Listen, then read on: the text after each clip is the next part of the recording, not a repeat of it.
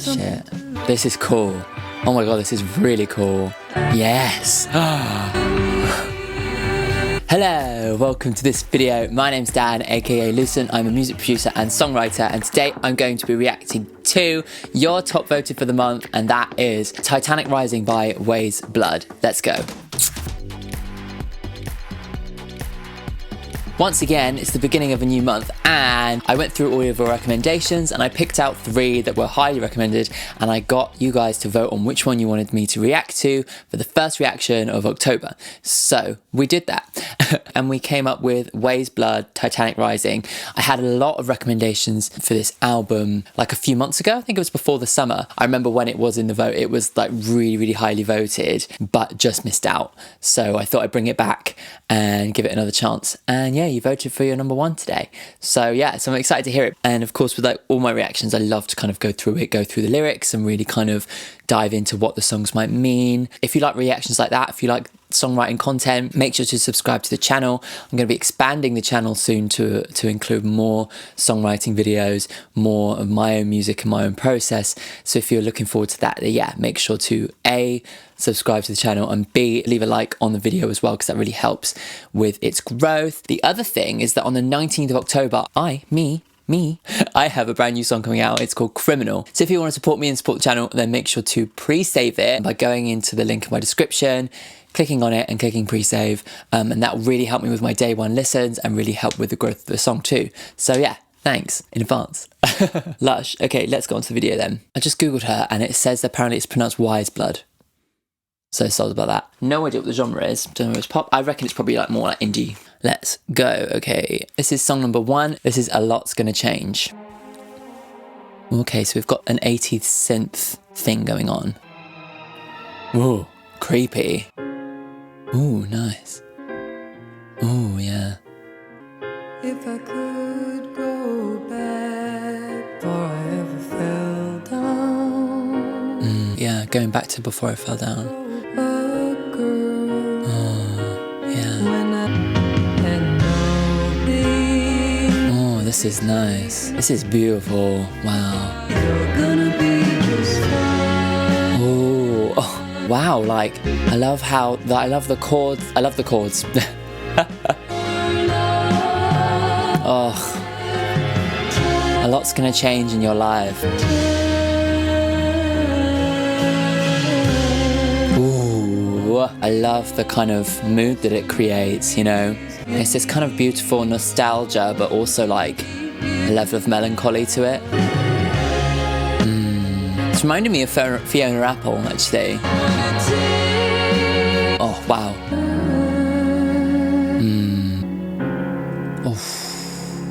Oh. Let me change my words. Show me where it hurts. Wow. Oh my god, that's so beautiful.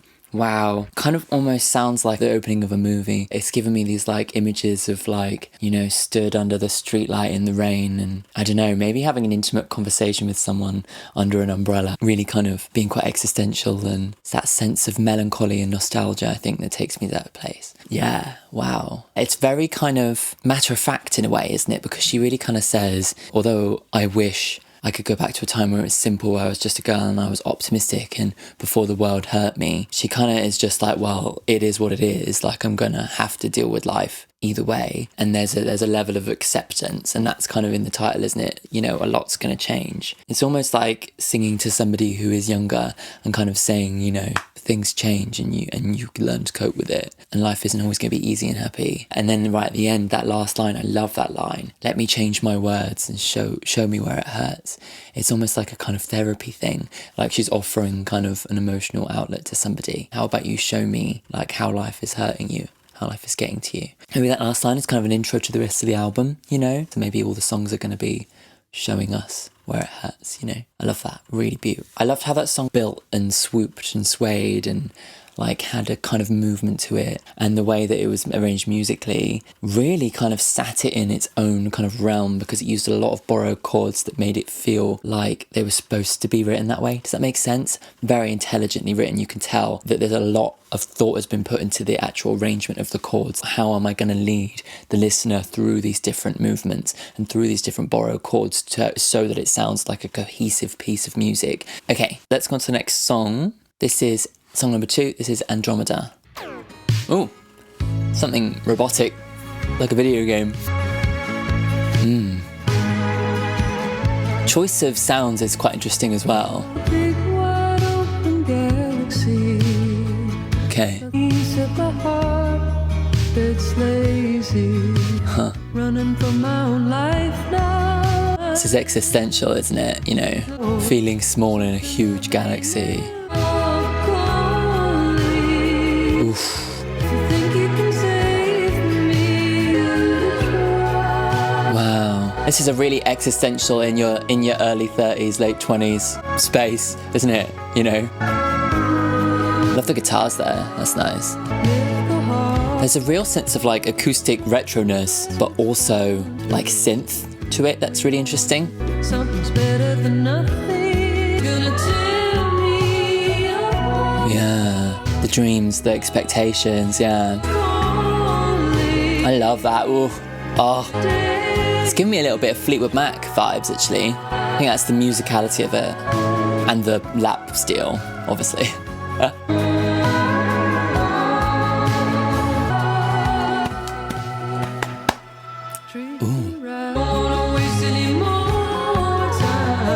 I think she's regretting the way in which she's maybe lived up to this point and feeling the stress and the anxiety of the weight of the world, you know. Oof. I'm just so impressed by the arrangement of these songs, you know. It's very retro space aesthetic there, you know, like what they thought space sounded like, you know. Yeah, very, very cool choice in instruments, but also just incredibly well arranged. You can tell that there are borrowed chords, you can tell that it's not in a strict major or minor key signature, but the way in which it's written just makes it feel extremely smooth. So let me quickly explain. In a major key, you have a set number of chords that are within that key, and similar for minor. So if you had the key of C and then you were suddenly to be like, okay, instead of D minor, I'm going to go with D major, and you are borrowing a chord from a different key. That makes sense. And obviously that sounds jarring because we're very much used to hearing stuff in a major or minor key. But if you're very intelligent about it, if you use a few borrowed chords or maybe just a couple of borrowed notes kind of lead you into that, it doesn't sound like a massive key change, but you can still tell that there's something unique about it. Often it's difficult to then put your finger on why. And that's kind of like mastery of that side of music arranging. Very impressive. I like it a lot. I really love stuff like that. Gives you a kind of sense of emotional movement that isn't necessarily explored all the time in pop music and is really refreshing. Yeah, and in terms of like the sense of the story from that, it really felt like she was questioning her own existence in the universe, but I'm just like lazy in the middle of it, not actually fulfilling my potential. How small and insignificant could I be? And I think those existential kind of moments are very representative of being in your 20s, late 20s. Yeah, very much like things that I've been lost in emotionally over the last few years. Let me know if there's any other lyrics in that song that you relate to. I'd like to hear that. Let's go on to the next song. This is song number 3. This is Everyday. Interesting. Oh, hello. Oh, this is very Beatles, isn't it? Being alone, it's true, it's true. It's very like Sgt. Pepper's Lonely Hearts Club, isn't it? Years of bad life to make okay. Got a lot of years of bad life to make okay. Wow. Sounds like this song was almost like she's trying to persuade herself to be more optimistic, you know? Then again, Life's not easy. Oh, nice. Cool. This is so Beatles, I can't even cope. true love is Very cool. wandering the world's first road. rodeo. It's kind of got a jolly sentiment to it. Well, the music, you know. Though I think she's struggling with stuff in this song again, you know. Just want to drum along. It really does sound like a kind of a song from that era. Even in the way it's recorded, it almost sounds a little bit low quality, you know. Maybe she recorded it on tape. That'd be cool, wouldn't it? Love these drums, very cool. Yeah. Wow. I love those vocal moments, they're really powerful. Love it, this is really cool. Love where this is going, wow. Oh. Really like letting it all hang out. Ooh, it's almost just like all the leftovers, isn't it? The trailing reverbs and stuff. Cool, I enjoyed that. Yeah, that was good. Yeah, it really gave me so much like Sgt. Pepper's vibes. it's that rhythm, it's the dun dun dun dun dun dun dun. Penny Lane. That's that album, right? Yeah, it is, yeah. It seems as if like she's really feeling the kind of depression. She wakes up feeling like she can't get out of bed and thinking, what do I need to actually continue with my life and actually get on track? And she kind of seems to say, I need some love every day. Maybe it's from a partner or something to kind of keep her going. It's more of this kind of millennial experience that she's really kind of spelling out, is this feeling of hopelessness and this feeling of like constantly feeling like you have to pick yourself up off the floor and keep going, which is something that me and my friends have often discussed. So I think like compared them with the music, it's almost like she's forcing herself to be upbeat. You know, she's like writing this song that's like, right, this song is gonna be upbeat.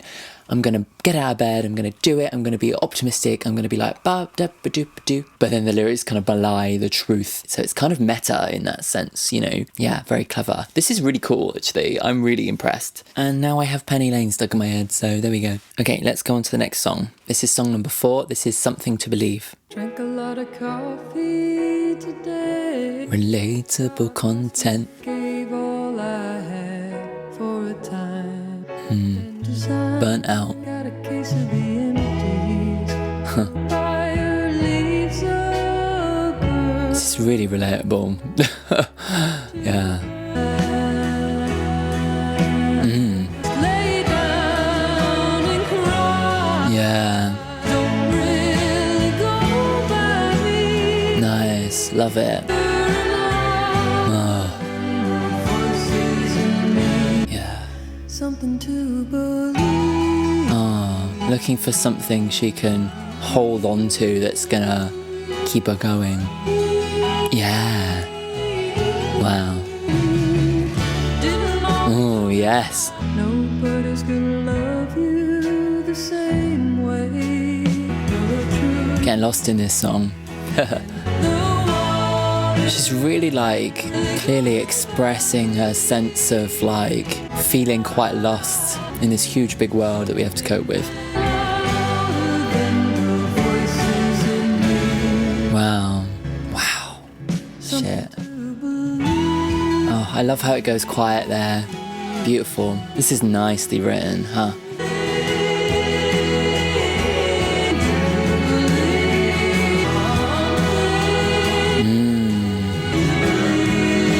Oh, nice. Oh. Oof.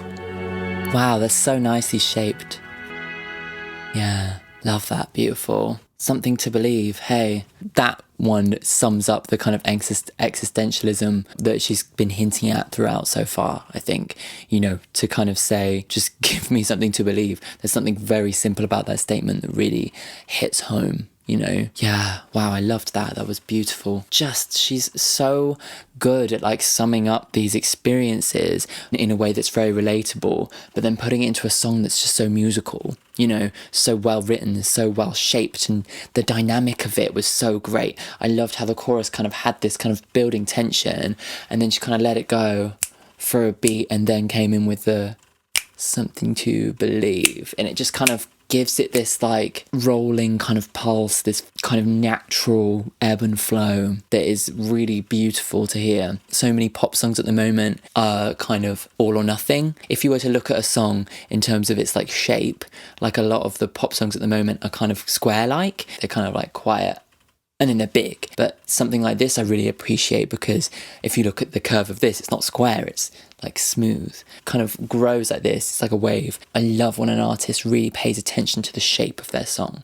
If you were to draw your song in a wave, what would it look like? That is amazing songwriting. She is really, really, really good. She's so fab. Okay, so I'm adding that one to my playlist. Basically, I have a playlist going at the moment if you'd like to follow it. It's called Lucen's Current Vibe, and basically I add all of the songs from these reactions that really inspire me. Yeah, so if you want to kind of, you know, get a sense of that and listen to what I'm listening to, then make sure to follow that playlist. I'll leave the link in the description for you.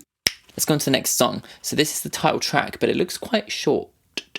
Yeah, so maybe this is like an interlude. Maybe this is going to be summing up a little bit more of like the story of the entire album. So this is song number 5. This is Titanic Rising. It kind of sounds like the underwater thing, you know, like you're rising out of the water. I guess that's the idea. Very grand, isn't it?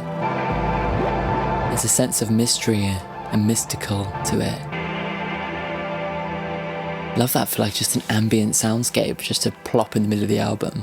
That was cool, yeah. That really kind of gives me a sense of this Titanic rising. Maybe it's just because I'm, you know, looked at the album cover and whatever. But the way in which it's a kind of a filtered synth gives it this kind of otherworldly thing. But the filtering is like how it sounds when you're underwater. High pitches don't travel through water as well, so everything seems that kind of muffled. So everything sounds deeper, like low notes. So that's how you make something sound underwater, is by filtering off the high-end frequencies. But then also like the shimmering qualities of the synth as the song progresses give it this idea that like the light is kind of filtering through the water. It sounds optimistic, doesn't it? It sounds like if we were picturing the Titanic rising, it's something dark and heavy and emotional coming out of the water and rising and finding sunlight for the first time in a long time. So maybe it's her rising from her depression, maybe it's her moving into a more optimistic space. That's the sense I'm getting from this little interlude. It's like a soundscape that has a real element of emotion and feeling to it. Oh, so intelligently done. Do you know what I mean? Like, very, very, very cool. Okay, let's go on to song number 6. This is Movies. Ooh, very Stranger Things. Oh, God, that's kind of scary, actually. How it feels to be in love. I'm bound to that summer. Wow, okay. Love to Wow. That's beautiful. I love that vocal stuff. It's really nice. life doesn't seem to shine like that screen. Oof. It's very existential again, isn't it, I think? Ugh, I love how that grows. That's so beautiful. Maybe it's like her expectations of life from having watched movies, I guess, and how life isn't really living up to it. Wow. It's kind of overwhelming at times, isn't it? Like musically. Ooh. Wow. That's a weird change. Wasn't expecting that. Wow. Oh my God, is this a different song? No. Wow, okay, the drums have finally come in. Jesus, this is cool. Oh my God, this is really cool. Yes. Wow. Oh, it's giving me chills, this one. Wow. She was really saving those drums, wasn't she, right for that moment? Wow. Amazing, yeah, wow. I love that, like how that song's structured, very different. Haha, yes. Like someone switched off the movie right at the end. Wow, that was an epic song. To start off like with this like arpeggio that kind of like has this kind of hint of darkness to it, and to kind of build it up and then have this moment where like it completely changes with that kind of string section, and it was like, oh, you got my attention again. And then bringing in the drums and then kind of opening it up into this like hugely grand open final chapter of the song is like, yeah, it's like an opera. You know, it's kind of crazy. Really cool. Yeah, there's a lyric there. The meaning of life doesn't seem to shine like that screen. And she's very much outlining in the first verse that what we're kind of told to expect from love and real life isn't as perfect as it seems in the movies. And she's trying to cope with that realization, you know? She still is like hanging on to that kind of dream of maybe this romantic love that she sees in the movies. She's like, I want to be the star in my own movie. I want my life to be like that. But at the same time, there is a realization there. Yeah, interesting song. Let me know what your interpretation of the lyric is. Okay, let's go on to song number 7. This is Mirror Forever. Mirrors are forever. Okay. I love that. No one's ever gonna give you a trophy. She's really like having a lot of realizations about life, isn't she? I see it so clearly. These drums are cool. Ooh. This situation circle. Reminds me a little bit of, do you know Japanese house? Similar vibes to them. Nice. Oh, nice. Love that. You're a demon with a scary picture. Our romance doesn't stand a chance. And I see it so clear. I'm not sure what this one's about so far. There's a lot of warmth to her music, like in the way it's produced. Wow. Take a look in the mirror and tell yourself the truth, isn't it, you know? This one hasn't as gripped me as much. The next time you walk. Interesting song, that one. It didn't kind of keep me hooked for some reason. Maybe it's the tempo. Maybe I felt like it needed a change, something like a shift or something. I'm not sure. So it seems like she's describing like a relationship. Maybe it happened a while ago and they've left, but every time they come back to visit, like it kind of something rekindles between them. And she's like, it doesn't feel like it's meant to last. It just feels like, I don't know, like it's bringing up old anxieties maybe. Yeah, interesting. Not my favourite song on the album though. Make sure to let me know what your interpretations of the lyrics are too. Okay, let's go on to the next song on the album. This is song number 8. This is Wild Time.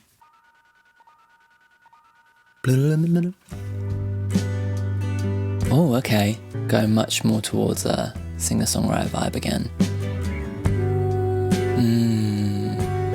Look around. There's nothing left to keep. There's nothing left to keep. I love the growth of the instruments, the introduction of the different instruments. I'm wondering how we ever got here. Wondering how we got here with no fear we'd fall. Maybe it's looking about how, like, you're kind of, when you're young, you're a bit more fearless. Running on a million people trying.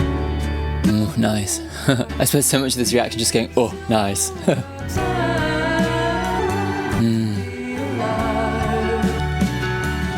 love that piano. Sounds like it's improvised. It's made it complicated. A million people burning. Running on a million people burning. Huh. Wonder what this one's about.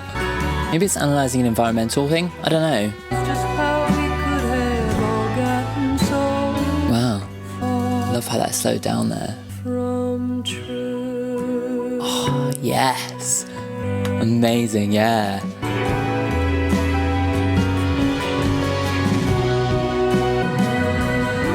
I love that she's not afraid to just have these big musical moments that don't have a lyrical content to them. It's quite brave to just be like, you know what, I'm just going to storytell with the sound. Burning much more than ever before. Wow. This It's going somewhere different, isn't it? It's growing, it's evolving as it goes along. Like there's not much of a hint of the original guitar that we had at the beginning, you know? Really got lost in it for a while. God, it's raining a lot. Huh. Yeah, that was another trip, that one. It kind of really went somewhere different. It really evolved, you know? That one I really got lost in the sense of like the soundscape, you know? It was really like kind of something to just close your eyes and just take in, you know? Hence I wasn't speaking much during that reaction. Yeah, so I appreciated the sonic kind of journey that we went on through that song. Not sure what it was about. Let me have a look. I might look up the lyrics and see. It's kind of an ambiguous lyric, that one. But for me, like, it talks maybe of environmental issues. It talks a lot about burning. It talks a lot about like society, a machine that's broken, running on a million people trying. So it's like everybody trying to do something. She's looking at society and she's like, it may look like shit, but you know, isn't this a wild time to be living, you know, through this world? So maybe it's a kind of analysis of climate change and how, although she feels like we're doomed, she's kind of taking a morbid kind of curiosity in how wild it is to be living in a time like this, you know? It's kind of dark sense of humour in a sense there. Okay, let's go on to the penultimate song of the album. This is song number 9. This is Picture Me Better. Picture better, found the time to write you this letter. Oh, okay. Saying I'm better than I used to be. Ooh. For you, don't need no money. You're making me act funny. She sounds in love with this person. If only could. If only you could see, like, who I am now. Oh, lovely. Oh, I love it. Oh, so lush. This is beautiful. I love that movement.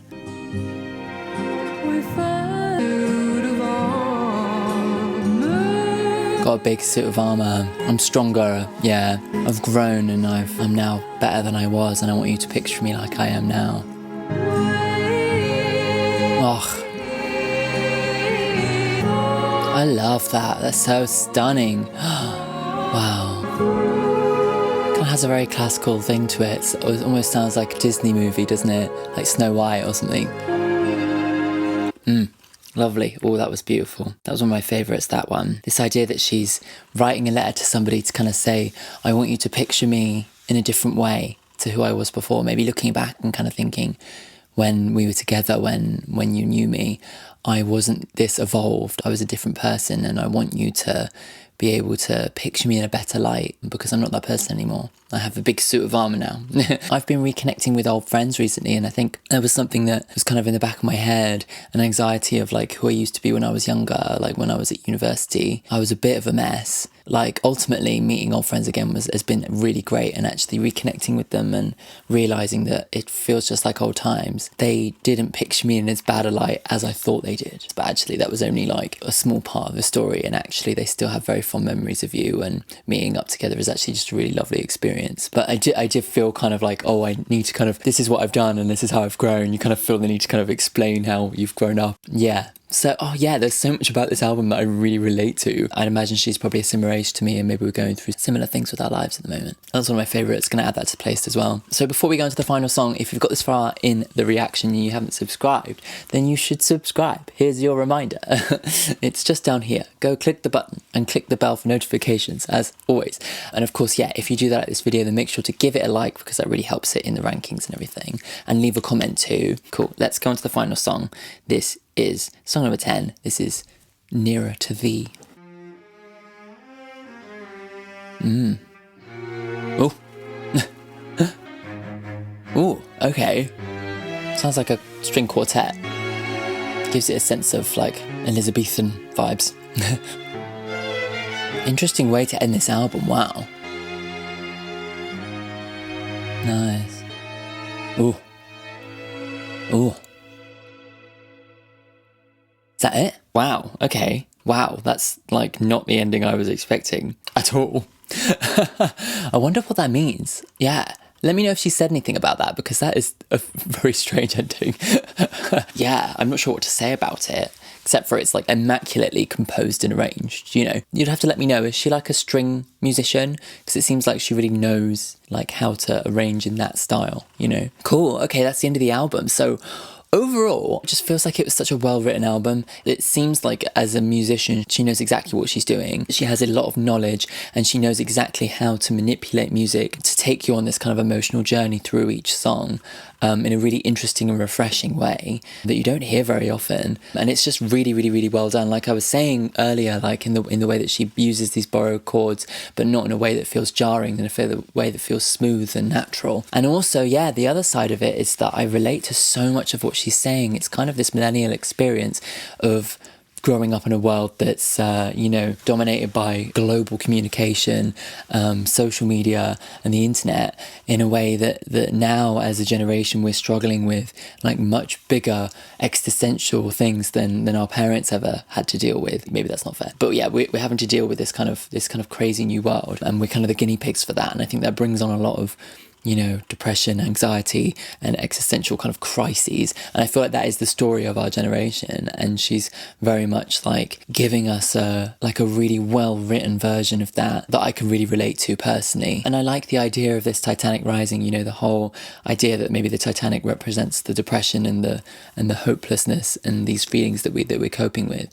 But there is a relentless optimism to it, and maybe that's the rising of the Titanic, bringing it up from the depths and into the sunlight and trying to be optimistic, trying to find a way through, trying to find a way to deal with life. Because actually, like, although she represents a lot of depression and like her struggling to cope with the world, ultimately I feel like most of the songs on there and the whole album as a whole feels like there is a place of optimism, like she's made it through, like she's learning, and she has found a sense of calm after that, you know. Maybe that's what the last song was about. Yeah, so overall, like, I'm very, very impressed, and I'm really excited to like hear more of what she has to offer. Let me know what your favourite songs are on the album. I think for me, my favourite songs will probably Picture Me Better and Something to Believe. Let me know what you think of all the songs and what your favourite song is in the comments, of course. Remember to pre-save my new song that's coming out next month. If you like my opinion on music, then maybe you'll like my music. Yeah, you can pre-save it on Spotify using the link in the description. It comes out the 19th of October. Yes, I'm excited for you to all to hear the final version of this song. Yes, it's called Criminal. Before we finish, let's go on to the song of the week. So the song of the week this week is actually a recent release, which I don't usually do, but it's something that I've been listening to a lot because I really love the vibes. This was actually recommended to me from my Swiftie bestie, Claire, downstairs Claire, as you might know her. And it's actually the song Silk Chiffon by Muna and Phoebe Bridgers. This song is like this kind of dream female same-sex romance song that the world's kind of clamouring for. It's not a complicated song. It's just a song describing this girl and the movement of her dress, and like kind of just wanting to reach out and touch it and just be in the world of this girl that she kind of is enamored by. And you just don't get like enough of these kind of same-sex romances in songs. So it's a really, really lovely song. And it's got really kind of like Natalie Imbruglia, Bewitched, Naughty's kind of vibes to it. So it's really, really, really good. Yeah, so that's Silk Chiffon. I'll add it to my Song of the Week playlist. The link is in the description if you want to follow that playlist. Thank you so much for tuning into this video. I will see you next week for another reaction. Cool.